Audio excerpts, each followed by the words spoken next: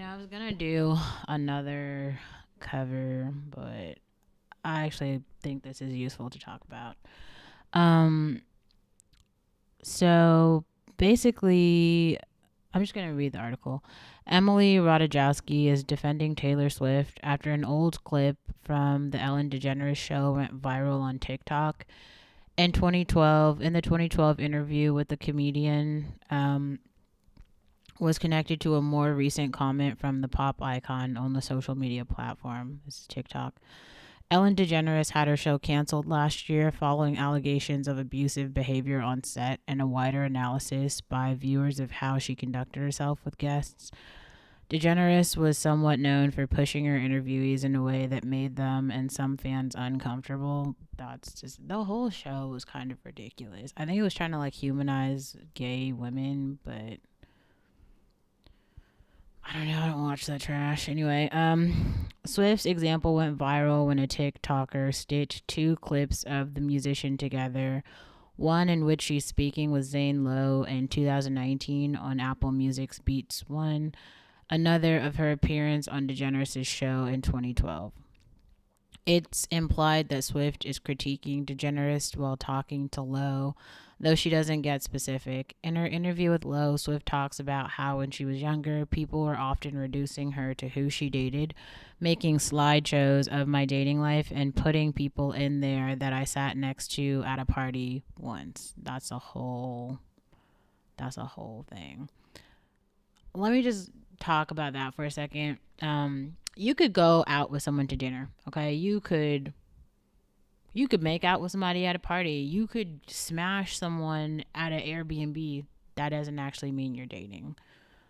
Instagram official has to be a thing because to be in a dating relationship, both people have to say like one person has to be like, I am in a relationship with this person. The other person has to be like, I am in a relationship with this other person. I actually heard like yesterday I was talking to one of my new guy friends and he was talking about how he wants to be like very sparing with like who he sleeps with because like sex is this deep connection. Other people I've seen guys talk about like emotional hormonal bonding and shit like that. I will say this as a person who's done quite a lot of ballet dance, and a lot of that is about like body shifting and being able to contort your body, understanding how to like work with partners, things like that, like changing weight, diets, and exercise, and a lot of that. So you get sweaty with people. This is what I'm trying to explain.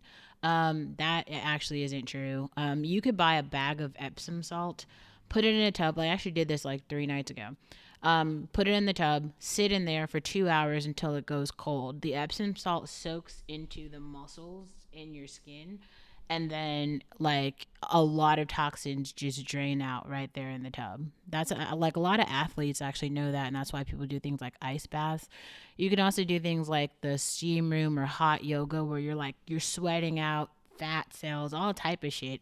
And you can actually just scrub kind of like literal, you can scrub your own skin cells off, but obviously you can scrub something else too. So unless you have like some sort of STD or STI, that you could transmit, and one that's not curable. Like most of the ones are like a lot of adults in the world actually have herpes. That's like a really common STD. But if you have something like syphilis or like HIV, something like that, then you have to take like constant medication for that. But I mean, those are all, conversations that you would just take that to a clinic or like your primary care physician to understand what's happening there. But I mean, to be honest, in the modern age, sex is just not this thing. I mean, some people believe that it's so sacred and you should have one partner. And if that's the way that you feel, I'm not saying that that's wrong. And I do think that there can be a chemical connection between two people, but some people in their minds are making it way bigger. And this is another thing. Maybe I'll talk about this on the album Men from the Developing World. They just have so few meaningful reactions in the world. Like they don't have like I don't believe that they have like genuine friendships with like other men who are like succeeding in life, and they can just actually talk about shit. And so it's like if they have, then another thing too, like prostitution is just, especially at least in the modern world, it's like women are being paid for being prostitutes, but in the developing world, the women aren't even getting any money. They're just like literal slaves because they're weaker. So it's like men will just take women and just rape them all the time. Like, no, it's actually not even sex, it's just rape. Like, and then I'm not even trying to be funny here. The men are so retarded that they don't even know that they're actually raping. There's no intimacy there. There's actually no chemical bonds, because when a woman is being raped, she actually produces different pheromones from when she's being like loved. They're fear, like steroidal type of hormones that are being produced.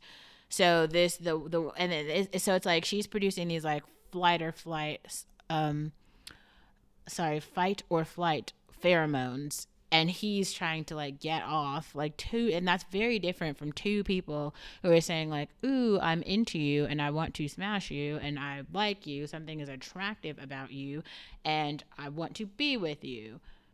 It is also very possible to just say like you're physically attracted to someone but you actually hate them. All of these conversations start to get a little bit even more tricky because, and here's something that I struggle with a lot, like I don't like Holly Weird, right? Because I just feel like people refuse in all the ways to really put some fucking respect on black beauty. Like, I am black, I'm African, and I'm very beautiful, and you don't have to feel that way. You can be like, yeah, but blonde and white people are better. I'm not willing to have that sort of I'm not going to compare myself to someone else. Either you can just respect the fact that I'm beautiful and just walk the fuck away, or not. Now the problem I have with this is like Chris Brown and the other niggers, like they literally all day they just do really racist shit where they're like, I only like light skinned people. I only like you see how 21 Savage and all his songs are like, she's Spanish. What the fuck is Spanish? Is a language, you fucking retard. Like, it's not even Latin America is a colonized country by fucking America. Like, they don't even make any sense. Like, there's people of all different shades who speak the language Spanish, and he's whatever. Let's just go back to the article. So Taylor Swift added, it's a way to take a woman who's doing her job and succeeding at doing her job and making things, and in a way it's figuring out how to completely minimize that skill. The 2012 clip shows DeGeneres playing a slideshow of photos with Swift and the men she was associated with romantically, including Taylor Lautner and Justin Bieber. The former talk show host demands Swift admit who she's writing about in her songs, and she says, I don't want to. She replies, they'll send me angry emails and I don't want to get them. Yeah. As it continues, Swift exclaims, stop it, stop it, stop it. This makes me feel so bad about myself. Every time I come up here, you put a different dude up here on the screen, and it just makes me really question what I stand for as a fucking human being. Emily Ratajkowski is one of the many commenters on the viral TikTok writing, this is so fucked up. She's literally begging her to stop. Since her show ended, DeGeneres has apologized for allegations from her former staffers. Yeah, I don't know. I've seen some of the interviews about the way that Ellen treated her staffers, and she's just an awful fucking person. This is the thing that I think we have to like. Well, I won't say she's an awful person. Let me take that back. Um, Ellen DeGeneres, like the other commentating talk show host people, are fucking humans. Everybody has the capacity to be mean, and there's going to be a time when in every person's life when they display mean behavior. Like, not answering messages is mean, okay? Gaslighting someone is mean. Being racist is mean. There's so many fucking ways that you can be mean, and there's not some hierarchy scale where you can be like, well, this mean is acceptable and this mean is not acceptable, and everyone's gonna go out into the world and be nice all the fucking time. That's not a thing, okay? Like, everyone has the capacity to be good and bad, which is why I think cancel culture it doesn't make any fucking sense. Another thing that I don't even understand, like, everyone keeps writing all these fucking articles about how like Ellen changed the way of gay people on TV or some shit. Like, we didn't need that. Like, gay people need to humanize themselves by just being human in the fucking world. Like, in the same way that black people have to just be fucking human in the world. Like, every person as a fucking human, you just have to go out into the world and just be your human self. One of your identity markers is not like your full self. That's why I think it's very funny when like white Americans specifically like hold on to whiteness like this golden card of bullshit. Like it really drives me nuts. But yeah, I think Taylor Swift made a really good point here because yeah, like you're literally making her fucking question her identity about who she's dated. Also, this is another thing we have to be clear about shit. This is why to me purity politics doesn't make any fucking sense. Like the attractiveness and prettiness is a real thing, and there's not every girl does not have an equal amount of pretty tokens, okay, and all women are not equal. Like in the same way, like we all went to high school, and I'm not trying to be like I'm not trying to be like funny or anything, but like sometimes you're like the person who everybody wants to date and sometimes you're not. And some people have these glow up moments where they go from being like not that attractive to being attractive. But the thing that really bugs me is people try to do this thing where they're like, well, now that I'm out of high school, since I wasn't great then, now I get to be the man and I get to have all these things that I never had. Why can't you just be decent at all the times?